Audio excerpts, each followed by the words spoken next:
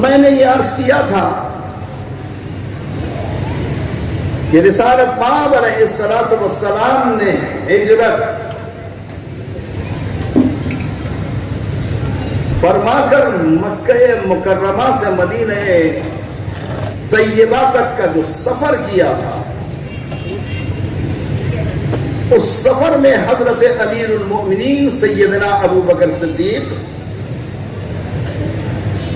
حضرت سیدنا ابو بکر صدیق کے غلام مالک ابن فہیرہ اور مالک ابن فہیرہ کے ساتھ ایک مشرک جو مکے والوں کا مذہب رکھتا تھا، جو مکے والوں میں سے تھا، لیکن اس پر اعتماد اور بھروسہ حضرت صدیق اکبر کو بھی تھا اور رسول اللہ صلی اللہ علیہ وسلم کو بھی تھا۔ عبداللہ ابن عریقت تو ہجرت کے سفر میں رسالت مآب کے ساتھ 3 افراد اور تھے،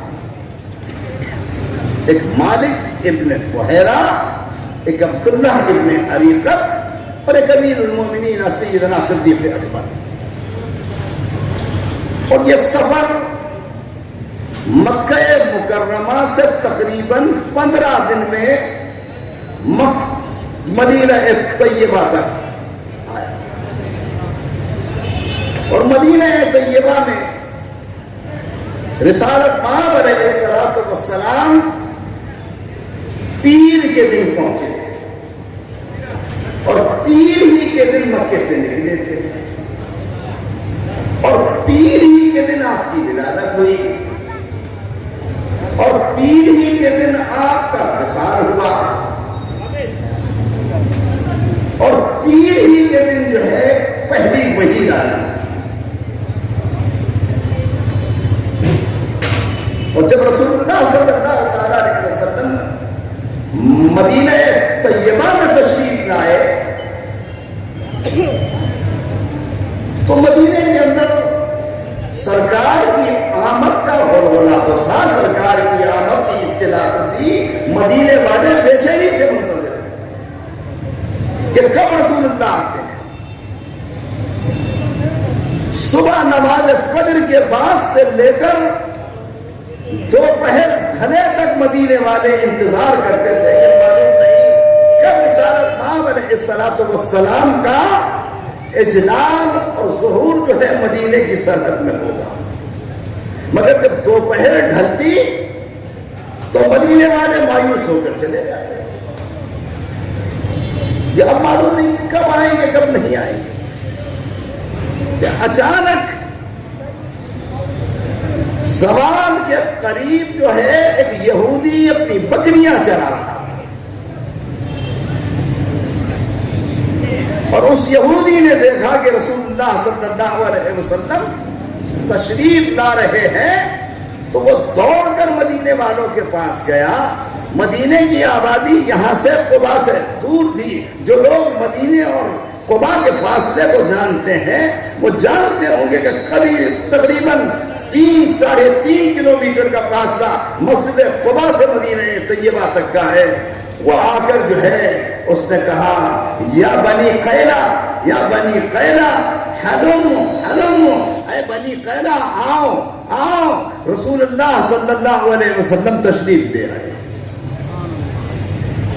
اب یہ بنو قیلہ انصار کا خطاب تھا، تو مدینے والوں کو بنو قیلہ کا یہودی پکارتے تھے۔ رسول اللہ مدینہ طیبہ میں مالک ابن عوف کے مہمان ہوئے۔ اب یہ مالک ابن عوف ان کا قبیلہ قبا میں تھا، اور رسول اللہ قصوہ کی سواری پر تھے۔ اور یہاں ایک بات عرض کر دوں کہ مدینہ طیبہ کی زیارات میں زیارت کرانے والے قبا کے مالک ابن عوف کے باغ کے اندر جو ہے نہیں جا سکتے۔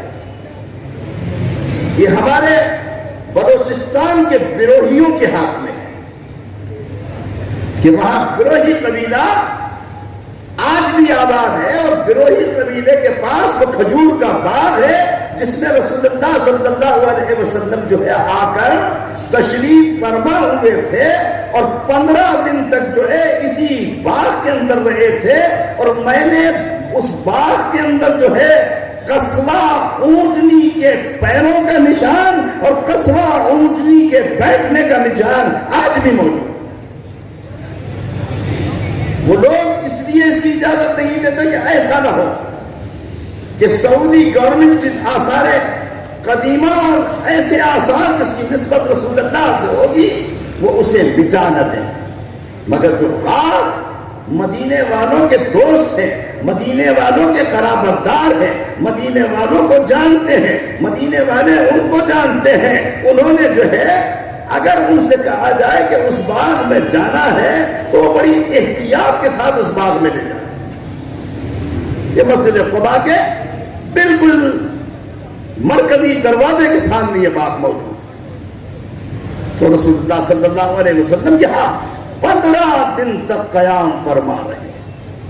یہ مالک بن عمرو ابن عوف کا باغ. اب رسول اللہ صلی اللہ علیہ وسلم نے مسجد قباء کی بنیاد رکھی، اور مسجد قباء پہلی مسجد ہے اسلام. مسجد قباء پہلا سجدہ گاہ ہے اس دار السلام. اور مسجد قباء سے رسالت باب تقریباً روایات مختلف ہیں. کوئی کہتا ہے 15 دن، کوئی کہتا ہے کہ 20 دن، اور کوئی کہتا ہے کہ 22 دن تک جو ہے اس قباء کی بستی میں رہے. اور پھر قباء کی بستی سے آپ جب نکلے ہیں تو قباء کی بستی کے اندر سے جو ہے انصار کو بلایا ہے. رسول اللہ صلی اللہ علیہ وسلم نے انصار کو دعوت دی تاکہ اب جب مدینہ طیبہ کا سفر ہو تو وہ جلوس کی شکل میں. جو لوگ کہتے ہیں کہ جلوس کا نکالنا حرام ہے، جلوس کا نکالنا بدعت ہے، جلوس کا نکالنا ناجائز ہے، جلوس کی صورت کے اندر جو ہے چلنا جو ہے خلاف شریعت ہے، میں ان سے صرف اتنا کہنا چاہتا ہوں کہ رسول اللہ کا یہ عمل جو مسجد قباء سے مدینے تک کا سفر ہے 4.5 کلومیٹر کا، رسول اللہ نے کیوں انصار کو بلایا؟ رسول اللہ نے کیوں انصار کو کہا تلواریں لے کر آؤ؟ رسول اللہ نے کیوں کہا انصار کو کہ جو ہے بڑے تم تراغ سے آؤ؟ رسول اللہ نے کیوں کہا کہ انصار جو ہے اپنے تمام تر تیاری کے ساتھ آئے؟ اور انصار سینکڑوں کی تعداد میں قباء کی بستی میں آئے، اور رسول اللہ کا جلوس جو ہے قباء سے مدینے کی طرف چلا.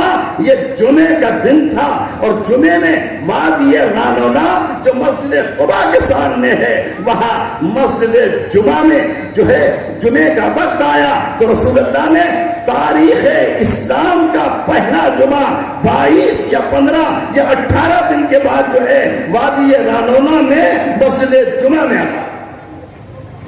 اور آج بھی مسجد جمعہ مدینہ طیبہ میں وادی رانونا میں مشہور ہے، اور لوگ وہاں جا کر عبادت کرتے ہیں. لوگ وہاں جا کر جو ہے رسول اللہ صلی اللہ تعالی علیہ وسلم کی پہلی مسجد کے اندر جو ہے اپنے عقیدت کا اظہار کرتے ہیں. تو ان لوگوں کو دیکھنا چاہیے. یہ میں کہہ رہا ہوں اس کے الفاظ جو ابن کثیر ہے، مشہور مورخ ہے، اور ابن کثیر کو وہ بھی کرتے ہیں، ابن کثیر کو وہ بھی مانتے ہیں کہ جو جلوس کی مخالفت کرتے ہیں. میں کہتا ہوں اور کہیں نہیں جائیے، ابن کثیر کو پڑھ لیجیے. ابن کثیر نے کہا کہ سینکڑوں کی تعداد میں انصار رسول اللہ کو دونوں طرف سے جو ہے اپنی تلواروں کو لہراتے، جھنڈوں کو لہراتے، اور اپنے نئے کپڑوں کی زینت دکھاتے، نعرہ تکبیر اور نعرہ رسالت کہتے ہوئے جو ہے مدینہ طیبہ میں قباء سے مدینے جا رہے ہیں.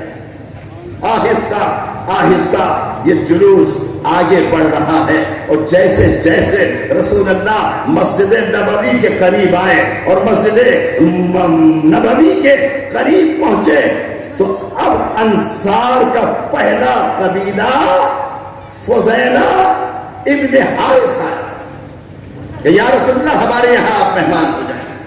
مہار پکڑ لی اونٹ کی. رسول اللہ نے کہا ہٹ جاؤ، انہا معمورتن، یہ معمور ہے، جہاں جا کر یہ بیٹھے گی وہی جو ہے میرا گھر ہے، وہی میرا گھر. بنی فضیلہ ہٹ گئے. بنی فضیلہ کے بعد آگے چلے. انصار کے 9 قبیلے تھے مدینے میں، اور یہ 9 قبیلے مسلح تھے، یہ 9 قبیلے مضبوط تھے، یہ 9 قبیلوں کی جائیداد تھی. ان 9 قبیلوں کے اندر جو ہے جلی اور بہادر لوگ جو ہے موجود تھے. ہر قبیلے نے کہا یا رسول اللہ آپ ہمارے ساتھ تشریف رکھیے، ہمارے پاس اسلحہ بھی ہے، ہمارے پاس تیر بھی ہے، ہمارے پاس نیزے بھی ہے، ہمارے پاس جوان بھی ہے، ہمارے پاس محافظ بھی ہے. یا رسول اللہ آپ کے قدموں پر ہم اپنی جان کو نچھاور کر دیں گے، آپ ہمارے قبیلے میں آئیے. رسول اللہ نے ارشاد فرمایا نہیں، کسرا کا راستہ چھوڑو. کسرا کا راستہ بنی فضیلہ ابن حارث نے چھوڑا. رسول اللہ پھر آگے بڑھے. بنی سہل آگے آئے، یہ بھی انصار کا قبیلہ تھا. بنی سہلہ نے رسول اللہ کی اونٹنی کی مہار پکڑی، کہا اونٹنی کی مہار کو چھوڑ دو، یہ جہاں جائے گی اس کو معلوم ہے کہ میرا سفر ہجرت کا پہلا پڑاؤ کہاں ہوگا. اس کے بعد جو ہے آہستہ آہستہ اونٹنی آگے بڑھتی رہی، اور مدینہ طیبہ میں جب پہنچی تو مدینہ طیبہ کے اندر جو ہے چھتوں پر مدینے کی بچیاں جو ہے دف کو لے کر جو ہے پڑھ رہی تھی کہ طلع البدر علینا من ثنیۃ الوداع وجب الشکر علینا ما دعا للہ داعی. کہ ارشاد ہوا کہ طلع البدر علینا، آج بدر کا چاند ہم پر طلوع ہوا ہے. آج بدر کا چاند جو ہے گھاٹی مدینہ میں نکلا ہے. آج اس چاند سے بڑھ کر جو ہے مدینے کے چاند کی روشنی ہے. طلع البدر علینا من ثنیۃ الوداع، ودا کی گھاٹیوں سے طلع البدر علینا من ثنیۃ الوداع وجب الشکر علینا، ہم پر اس کا شکر کرنا واجب ہے. ما دعا للہ داعی، وہ ہمیں نہیں بلاتا مگر اللہ کے حکم سے بلاتا.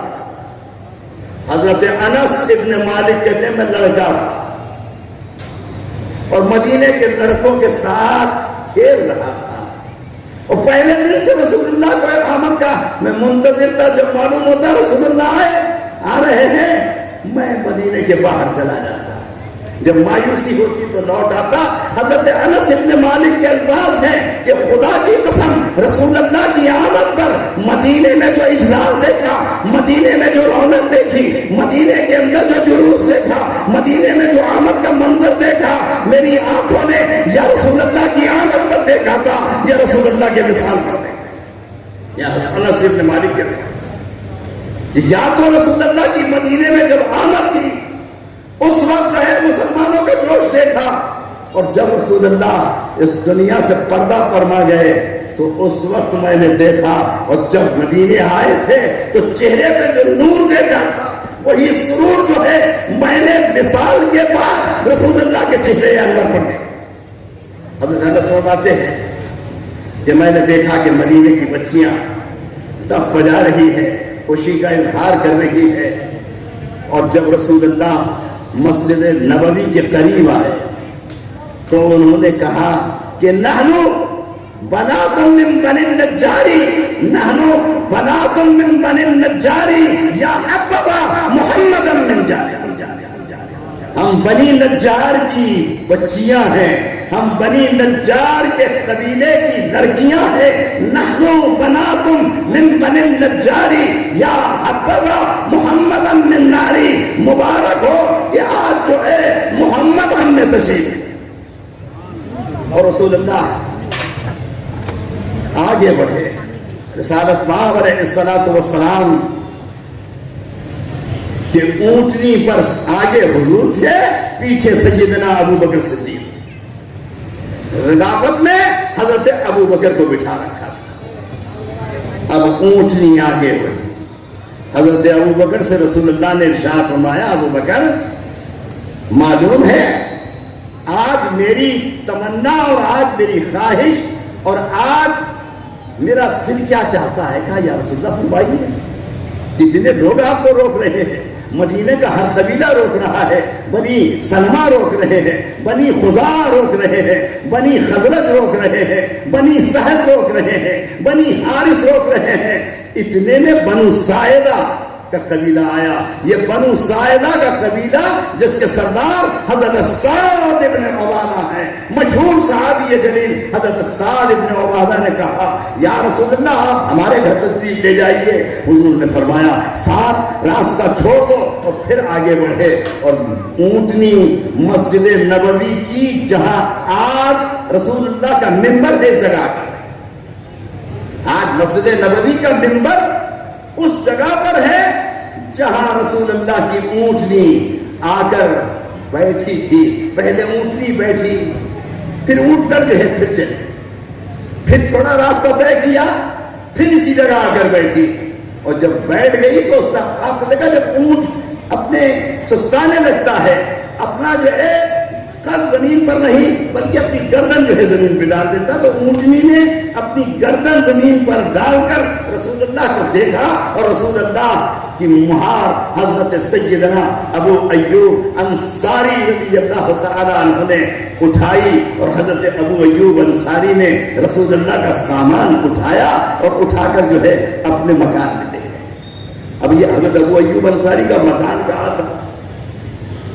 آج تو مدینہ بڑا وسیع ہو گیا، وہ مسجد نبوی جو دور رسالت میں تھی، وہ مسجد نبوی جو دور صدیق اکبر میں تھی، وہ مسجد نبوی جو دور عمر فاروق میں تھی، وہ مسجد نبوی جو عثمان غنی کے دور میں تھی، وہ مسجد نبوی جو حضرت علی کے دور میں تھی، اب یہ مسجد احد کے دامن کو چھو رہی ہے۔ آج معلوم نہیں ہوتا کہ مسجد نبوی کی محراب جس میں رسول اللہ نماز پڑھاتے تھے وہ پیچھے ہے، نہیں محراب جو ہے دو صفوں کو چھوڑ کر جو ہے مواجہ شریف کے آگے۔ اب وہ مکان کہاں معلوم؟ تو آج اس تقریر میں یہ بھی عرض کر دوں کہ رسول اللہ کا جو مکان حضرت ابو ایوب انصاری کا تھا وہ باب جبریل کے باہر جو پہلا پلر ہے، یہ پلر حضرت ابو ایوب انصاری کا مکان، اور حضرت ابو ایوب انصاری کا وہ خط جو نسلاً بعد نسل منتقل ہوتا رہا، وہ خط جو ہے مسجد نبوی کے سن 70 یا 71 کے اندر جو امام تھے مولانا قاری محمد ایوب، سب نے اچھی تلاوت مسجد نبوی میں حضرت مولانا قاری محمد ایوب، اور قاری محمد ایوب کون تھے؟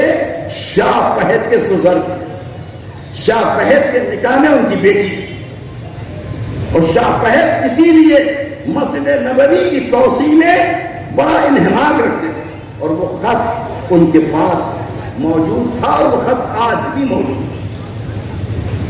بہرحال رسالت باب حضرت ابو ایوب انصاری اپنے مکان میں تھے۔ اب رسول اللہ صلی اللہ علیہ وسلم سے کہا یا رسول اللہ میرا مکان 2 منزلہ ہے، میں ادباً چاہتا ہوں آپ نیچے رہے، آپ اوپر رہے، میں نیچے رہوں، اس لیے کہ ادب برقرار رہے کہ آقا اوپر ہے غلام نیچے ہے۔ رسول اللہ نے کہا وہی بات یہ ہے کہ بہت سے میرے ملنے والے صحابہ مدینے والے میرے پاس آئیں گے، تمہاری گھر کا ماحول ہے وہ تکلیف ہو جائے گی۔ ابو ایوب نے فرمایا یا رسول اللہ تکلیف نہیں ہوگی، خوشی ہوگی، آپ نیچے تشریف رکھیں۔ رسول اللہ نے کہا کہ نہیں میں اوپر ہوں۔ اب کہتے ہیں میں رات کچا لکڑی کا مکان تھا، رسول اللہ صلی اللہ علیہ وسلم حضرت ابوبکر صدیق کے ساتھ نیچے تھے، رات پانی کا گھڑا ٹوٹ گیا، اور پانی کا گھڑا جب ٹوٹا تو پانی بہنے لگا، اور ایک ہی لحاظ تھا جس میں جو ہے ہم اپنی رات بسر کرتے تھے، میں نے اس لحاظ میں پانی کو جذب کرنا شروع کیا کہ کہیں پانی رسول اللہ کے جس میں اثر ہو، جس میں اقدس بنا۔ ساری رات کہا میں جاگ کر گزارتا رہا، میری اہلیہ گزارتی رہی، اور رسالت مآب علیہ الصلوۃ والسلام کو ہم شام میں کھانا پکا کر دیتے، اور جب رسول اللہ کھا کر کچھ بچا دیتے تھے تو ہم دونوں میاں بیوی وہ کھایا کرتے تھے، اور کھانے کے اندر جو ہے ہم دونوں یہ تلاش کرتے تھے کہ رسول اللہ کے انگلیوں کے نشان کہاں ہیں، جہاں رسول اللہ کے انگلیوں کے نشان ہوتے تھے وہاں سے ہم کھانا نوش کرتے تھے۔ ایک دن کہا ہم نے کھانا بھیجا تو رسول اللہ صلی اللہ علیہ وسلم نے جو ہے کھانا واپس کر دیا، تو مجھے بڑا تعجب ہوا، بڑا خیال ہوا۔ میں آیا یا ہاتھ باندھ کر اس کی کہ یا رسول اللہ کھانے میں کوئی کمی، کھانے کے ذائقے میں کوئی کمی، کھانے کے اندر جو ہے کوئی شائبہ، کھانے کے اندر کوئی شک؟ رسالت مآب مسکرا کر جواب دیتے ہیں ابو ایوب کھانے میں کوئی خرابی نہیں، اس کے ذائقے میں کوئی خرابی نہیں، بس کہ کھانے کے اندر آپ نے لہسن کا استعمال کیا۔ حضرت ابو ایوب نے کہا یا رسول اللہ لہسن کا استعمال تو ہوا، کہا لہذا لہسن کا کھانا میں کھا نہیں سکتا، رات فرشتوں سے بات ہوتی ہے، انہیں تکلیف ہوتی ہے کہ لہسن کی جو بو ہے ان سے فرشتے قریب نہیں آتے۔ رسالت مآب علیہ الصلوۃ والسلام حضرت ابو ایوب انصاری فرماتے ہیں کہ اس کے بعد جب میں کھانا پکاتا تھا تو نہ پیاز اس میں استعمال کرتا تھا نہ لہسن استعمال کرتا تھا، کہ رسول اللہ نے ممانعت فرمائی تھی کہ میرے کھانے میں نہ لہسن ڈالا جائے نہ جو ہے میرے کھانے میں پیاز کا استعمال کیا جائے۔ اور اس کے بعد رسالت مآب علیہ الصلوۃ والسلام جو ہے 22 دن رہنے کے بعد مسجد قباء سے مدینے تشریف لائے تھے۔ اب حضرت ابو ایوب انصاری کے مکان میں تقریباً 7 مہینے تک رسول اللہ رہے، اور مسجد نبوی کے لیے جہاں اونٹنی بیٹھی تھی وہاں رسول اللہ صلی اللہ علیہ وسلم نے مسجد نبوی کے لیے جگہ منتخب کی، وہ کھجوریں سکھائی جاتی تھی۔ یہ مربط تھا 2 بھائیوں کا، سہل اور سہیل، دونوں یتیم بچے تھے، یہ یتیموں کی جگہ تھی، ان کی کھجوریں یہاں سوکھتی تھی، اور یہ اسد ابن زرارہ کی کفالت، اور اسد ابن زرارہ سب میں پہلے صحابی رسول ہیں انصار میں جو جنت البقیع میں دفن ہوئے، پہلا صحابی ہے جو انصار میں اسد ابن زرارہ جو مسجد نبوی میں وصال پاتے ہیں اور جنت البقیع میں آتے ہیں، اور پہلا مہاجر حضرت عثمان ابن مظعون ہے۔ پہلے صحابی انصار میں اسد ابن زرارہ ہیں، پہلے صحابی مہاجرین میں حضرت عثمان ابن مظعون ہے۔ اب جنت البقیع میں جائیے تو دائیں سیدہ فاطمہ الزہرا، ان کے پیچھے حضرت امام حسن، پھر امام حسن کے ساتھ امام زین العابدین، پھر امام زین العابدین کے ساتھ جو ہے امام باقر، پھر امام باقر کے ساتھ امام جعفر صادق علیہم السلام۔ اور یہاں سے ذرا چلے تو رسول اللہ کی 3 صاحبزادیاں رقیہ، کلثوم اور زینب۔ اب رقیہ اور کلثوم اور زینب سے ذرا اس طرف ہٹے تو حضرت عبداللہ ابن جعفر اور عقیل ابن ابی طالب، اور عقیل ابن طالب سے ذرا نیچے چلے تو حضرت سیدنا عمر کے غلام وہ وہاں ہے، اور حضرت امام مالک ہے، اور امام مالک سے ذرا چلے تو دائیں جانب جو ہے حضرت سیدنا ابراہیم رسول اللہ کے صاحبزاد ہیں، اور رسول اللہ نے ان کی پیدائش پر بڑی خوشی کا اظہار کیا۔ یہ اوالی شریف میں پیدا ہوئے تھے،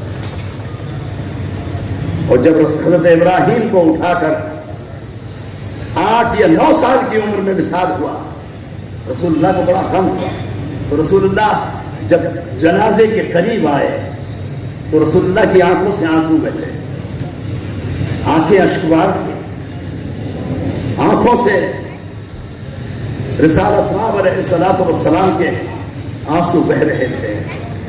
کسی صحابی نے کہا یا رسول اللہ آپ رو رہے ہیں؟ اللہ کا مال تھا، اللہ نے لے لیا۔ رسالت مآب کے الفاظ بخاری میں یہ کیا ہے؟ القلب یحزن والعین تدمع، کہا دل بھڑکتا ہے، آنکھیں پانی برساتی ہے۔ اے پوچھنے والے، یہ محبت ہے، محبت کے آنسو حرام نہیں۔ آج جو لوگ کہتے ہیں حسین کے غم میں آنسو کا بہانا، رونا حرام ہے، آنسو بہانا ناجائز ہے، آنسو بہانا جائز نہیں ہے۔ میں کہتا ہوں اندھوں بخاری اٹھا کر پڑھو کہ رسالت مآب حضرت ابراہیم کے جنازے پر یہ فرما رہے ہیں القلب یحزن والعین تدمع، یہ قلب پھڑکتا ہے، قلب میں جو ہے رقت ہوتی ہے، اور جب قلب میں رقت ہوتی ہے تو آنکھوں سے اشک بہتے ہیں، آنکھوں سے آنسو بہتے ہیں۔ حضرت ابراہیم سے الٹے ہاتھ پر دیکھیں تو ایک قبر جو ہے بے یار و مددگار ہے، نہ کوئی ہاتھ اٹھاتا ہے، نہ کوئی دعا کرتا ہے، نہیں معلوم کسی کو حضرت سیدہ فاطمہ الزہرا کہاں ہے، حضرت عباس ابن عبد المطلب کہاں ہے، حضرت عاتقہ کہاں ہے، حضرت صفیہ کہاں ہے، حضرت عائشہ کہاں ہے، حضرت رقیہ کہاں ہے، حضرت زینب کہاں ہے، حضرت امام مالک کہاں ہے، حضرت ابراہیم کہاں ہے، حضرت سیدہ فاطمہ بنت اسد کہاں ہے، حضرت ام البنین کہاں ہے، حضرت حلیمہ سعدیہ کہاں ہے؟ نہ کوئی بتانے والا ہے۔ جنت البقیع آج بھی ماتم، اور آج بھی جنت البقیع میں جو ویرانی دیکھی جاتی ہے، جو لوگ جاتے ہیں جا کر، میں نے کتنے مدینے والے جو مدینے میں پیدا ہوئے، مدینے میں جوان ہوئے، مدینے میں لڑکپن گزرا، مدینے میں بڑھاپا گزرا، ان کو دیکھا کہ وہ پوچھتے ہیں کہ اصغر صاحب مجھے بتا دیجئے کہ سیدہ فاطمہ زہرا کی پائیدی میں کون ہے؟ اور جب میں جا کر بتاتا ہوں تو وہاں کھڑے رہنے والے ہمارے نیو ٹاؤن سے تعلق ہے، بھٹکاتے ہیں۔ اگر کوئی کہہ دے کہ فلاں مزار ہے، پکڑتے ہیں، قید کرتے ہیں، اس کو ڈراتے ہیں اور اس کو مدینے سے باہر چھوڑتے ہیں کہ خبردار جنت البقیع کے مزارات کی نشاندہی نہ کرنا۔ اور ایک مولوی میں نے دیکھا ہے کہ سیدہ فاطمہ الزہرا کے دیوار پر کھڑے رہ کر بڑی بے ادبی سے جو ہے مزارات پر آنے سے روکتا ہے، سیدہ فاطمہ الزہرا کے عتبہ عالیہ پر جھکنے سے روکتا ہے، امام حسن کے روضہ عالیہ کو دیکھنے سے روکتا ہے۔ مگر میں کہتا ہوں عقیدت اور محبت کا اظہار جو ہے ہمارے جو اہل سنت والجماعت ہے وہ کرتے ہیں، اور ام البنین تک چلے جاتے ہیں اور جناب سیدہ فاطمہ الزہرا کو سلام کرتے ہیں۔ بہرحال اپنے موضوع کی طرف جو ہے بہت جلدی جو ہے میں اپنے اختتامی جملوں کی طرف جانا چاہتا ہوں کہ عزیزان گرامی، مسجد نبوی کی تعمیر کے لیے اسد ابن زرارہ نے کہا یا رسول اللہ میں اس جگہ کو جو ہے ہبا کرا لیتا ہوں، اس جگہ کو عطیتاً دلا دیتا ہوں، اس جگہ کو تحفتاً دلا دیتا ہوں۔ رسول اللہ نے فرمایا نہیں، سہل کو بھی سہیل کو بھی راضی کرو، ان یتیموں کا حق دوں گا تو مسجد نبوی میں۔ آج ہمارے کچھ لوگ زمینوں پہ قبضہ کر کے مسجد بناتے ہیں، راستوں کو روکنے کے لیے مسجد بناتے ہیں، اپنی فیکٹریوں کو تحفظ دینے کے لیے مسجد بناتے ہیں، اپنے گھروں کو بچانے کے لیے مسجد بناتے ہیں، مگر رسول اللہ کے عمل کو دیکھیں گے، رسول اللہ نے کہا نہیں۔ اور مدینے کے جو رہنے والے تھے ان سے جگہ کو خریدا۔ اسد ابن زرارہ نے قیمتاً سہل اور سہیل کو راضی کیا اور مسجد نبوی تعمیر ہوئی۔ اور مسجد نبوی کے اندر جو ہے رسول اللہ کا حجرہ بنا. حضرت رسول اللہ صلی اللہ علیہ وسلم کے حجرے کے اندر خواجہ حسن بصری کھیلا کرتے ہیں. اب خواجہ حسن بصری کون ہے؟ ہمارے طریقت کے جتنے سلسلے ہیں، قادری سلسلہ ہو، سہروردی سلسلہ ہو، چشتی سلسلہ ہو اور نقشبندی سلسلہ، طریقت کے سارے سلاسل جو ہے حضرت خواجہ حسن بصری سے چلتے ہیں. خواجہ حسن بصری فرماتے ہیں میں اپنی ماں خالدہ کے ساتھ جو ام سلمہ کی کنیز تھی، میں رسول اللہ کے حجرے میں آیا کرتا تھا. کسی نے پوچھا حجرہ کتنا بلند تھا؟ کہ میرا ہاتھ بس رسول اللہ کے حجرے کو چھوتا تھا. کہ حضرت خواجہ حسن بصری کیسے تھے؟ کہ دراز قد تھا، جسم فربا تھا، رنگ سرخ اور سفید تھا. یہ حلیہ تھا حضرت خواجہ حسن بصری کا. اور حضرت علی سے یہ سارے طریقت کے سلسلے حضرت خواجہ حسن بصری سے چلے. پھر ابو زید تک آئے، چشتیہ، قادریہ، سہروردیہ، نقشبندیہ، سارے اہل سنت کے سلاسل حضرت خواجہ حسن بصری سے چلتے ہیں. اور خواجہ حسن بصری وہ ہے جو مسجد نبوی کے بنانے میں اور رسول اللہ کے حجروں میں کھیلنے کی سعادت. اب مسجد نبوی تعمیر ہوتی ہے اور رسول اللہ مسجد نبوی کی تعمیر کے اندر اپنے ہاتھوں سے اینٹوں کو اٹھاتے ہیں. اور رسول اللہ کے زبان اقدس پر کون سے اشعار ہوتے ہیں؟ اللہم لا خیر الا خیر الاخرہ، اللہم لا خیر الا خیر الاخرہ وانصر الانصار والمہاجرہ. یہ رسول اللہ پڑھتے جا رہے ہیں، صحابہ بھی پڑھتے ہیں. اللہم لا خیر الا خیر الاخرہ وانصر الانصار والمہاجرہ. اے اللہ کوئی خیر ایسا نہیں ہے جو تیری بارگاہ میں ہو. اللہم لا خیر الا خیر الاخرہ، اور وہ خیر آخرت کے اندر جو ہے ہماری نجات کا باعث نہ ہو. فانصر الانصار والمہاجرہ، اے پروردگار انصار اور مہاجرین کی مدد کر. یہ رسول اللہ کے جملے ہیں. جب مسجد نبوی تعمیر ہو رہی ہے اور مسجد نبوی جب تعمیر ہو گئی تو رسول اللہ ایک دن باہر بیٹھے تھے تو عرب کی کچھ بچیاں شاید شادی سے آ رہی تھی، اچھے کپڑے پہنی ہوئی تھی، ہاتھ میں تختے.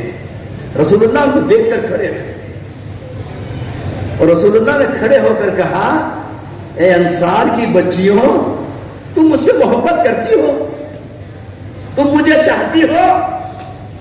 انہوں نے ہنس کر کہا یا رسول اللہ ہمارے ماں باپ آپ پر قربان. یا رسول اللہ ہمارے ماں باپ سے زیادہ آپ ہمیں. حضور کی آنکھوں میں آنسو تھے.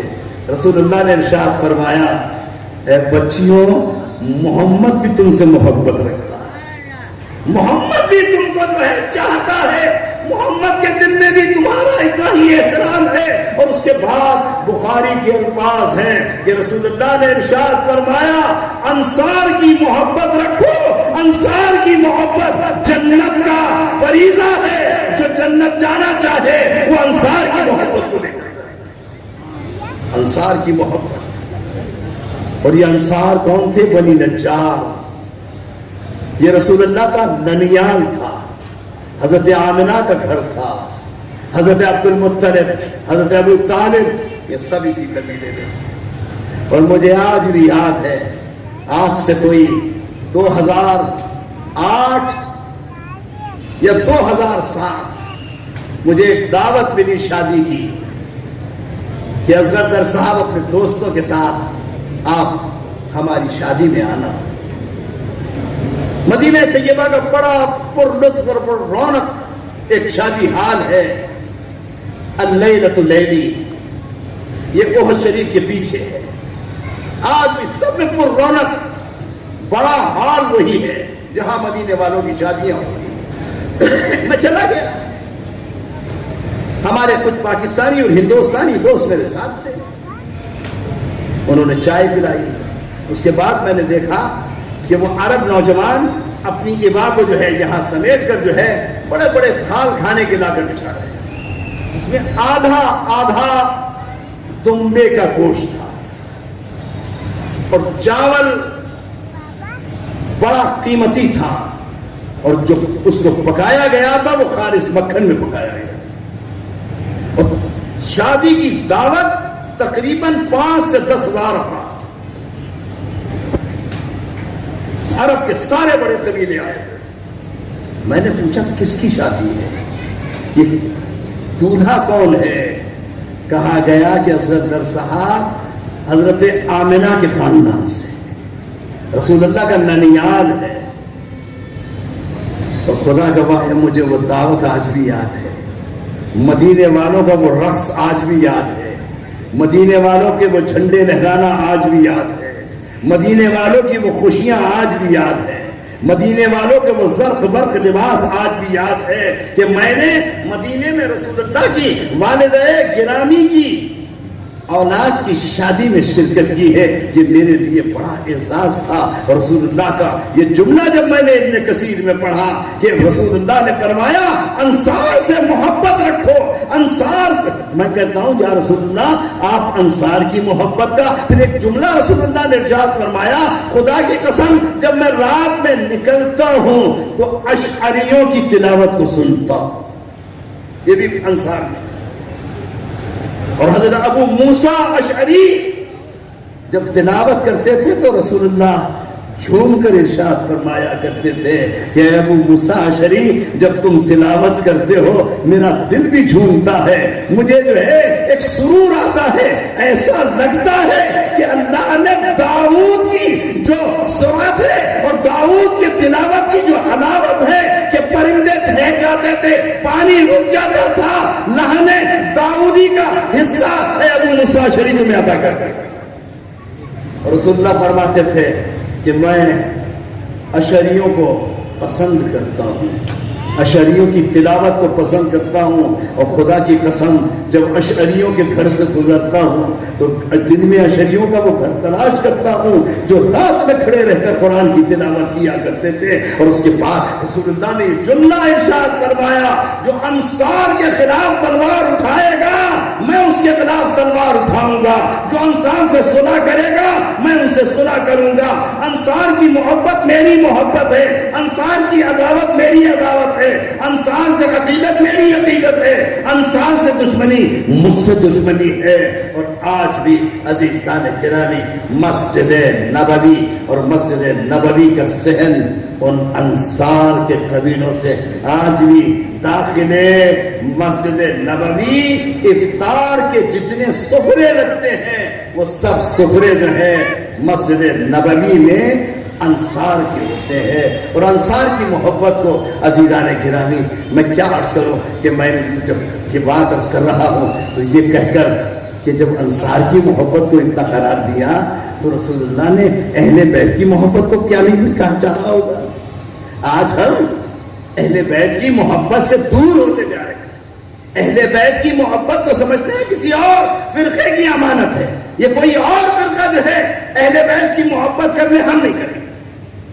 मैं कहता हूं नहीं, ऐसा नहीं है, सोचना चाहिए कि अंसार की मोहब्बत को कहा कि इनकी सुना मेरी सुना, इनकी दुश्मनी मेरी दुश्मनी, इनकी अकीदत मेरी अकीदत, इनकी अदावत मेरी अदावत, इनका चाहने वाला मेरा चाहने वाला और मेरा चाहने वाला इनका चाहने वाला। तो हसनैन की मोहब्बत और हसनैन से इरादत और हसनैन से अकीदत के रखने में रसूलुल्लाह को कितनी चाहत होगी, कितनी खराबत होगी। मैंने अर्ज किया कि मदीने की बच्चियों को देख कर खड़े हो गए और खड़े रहकर कहा कि मैं तुमसे मोहब्बत करता हूँ, मैं तुमसे जो है इरादत रखता हूँ। कहा तुम भी मुझसे मोहब्बत करती हो? कहा या रसूल अल्लाह हम भी आपसे मोहब्बत करते हैं। और इन बच्चियों ने तला अल बद्रु अलैना मिन सनियातिल वदाई वजब शुक्र अलैना मा दआ लिल्लाह दाई और नहनु बनातिन मिन बनी नज्जारी या हबजा मुहम्मदन मिन जारी। ये अशार पढ़े थे।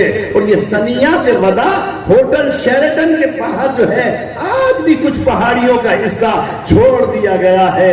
ये टीले वही है जो रसूलुल्लाह की आमद के ऊपर जो है इन बच्चियों ने इन टीलों पर खड़े रहकर जो है रसूलुल्लाह का, हजरत अबू बकर सिद्दीक का और सहाबा का استقبال کیا تھا، اور استقبال بھی جلوس کی شکل میں کیا تھا۔ جلوس کا نکالنا حرام نہیں ہے، جلوس کا نکالنا بدعت نہیں ہے، جلوس کا نکالنا شرک نہیں ہے، جلوس کا نکالنا اسراف نہیں ہے، جلوس کا نکالنا خلاف سنت نہیں ہے۔ کہ رسول اللہ نے قباء سے مسجد نبوی تک، اور مسجد نبوی میں جب بھی رسول اللہ نکلتے تھے تو رسالت مآب علیہ الصلوۃ والسلام کے دونوں طرف صحابہ تشریف لے جاتے تھے، صحابہ رسول اللہ کی معیت میں چلتے تھے۔ میں انہی الفاظ کے ساتھ آپ حضرات سے اجازت کا طلبگار ہوں۔